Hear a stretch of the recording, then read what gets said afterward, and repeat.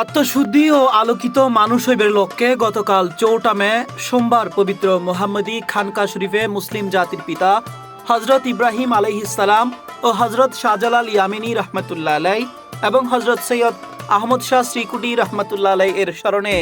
এক আলোচনা সভা ও মিলাদ মাহফিল ধর্মীয় ভাব গাম্ভীর্যের মধ্যে দিয়ে অনুষ্ঠিতই।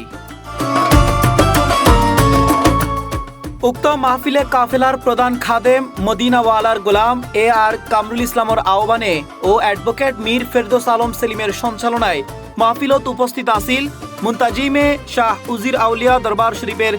আলহাজ শাহসুফি সৈয়দ আবুল হাশেম মেজবান্ডারি মাদ্দাজিল্লুহুল আলী, ভাটিয়ারি জামে মসজিদের খতিব মাওলানা ইকবাল হারুন আল আজহারি, উপস্থিত আসিল ভাটিয়ারি জামে মসজিদের খতিব মুকাররম মাওলানা ইকবাল হারুন আল মেজবান্ডারি, উপস্থিত আসিল সায়ানিট আবাসিক জামে মসজিদের খতিব মাওলানা আলী আসগর আল কাদরি, মাদাম বিবিরহাট জামে মসজিদের খতিব মাওলানা এস.এম. বুরহানুদ্দিন তালুকদার, দারুল হুদা মাদ্রাসার সিনিয়র শিক্ষক মাওলানা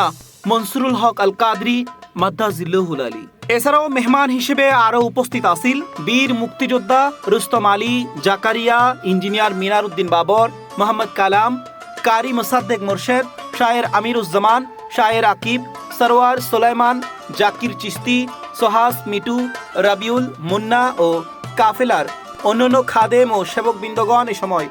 উপস্থিত আছেন। অনুষ্ঠানের শেষে দোয়া ও মুনাজাত পরিচালনা করে মোহাম্মদী কাফেলা ঐক্য পরিষদের প্রধান খাদেম মদিনাওয়ালার গোলাম আর কামরুল ইসলাম দেশ ও জাতির মঙ্গল কামনা করি অনুষ্ঠানের সমাপ্তি ঘোষণা করা হয়। C+ TV Chittagong.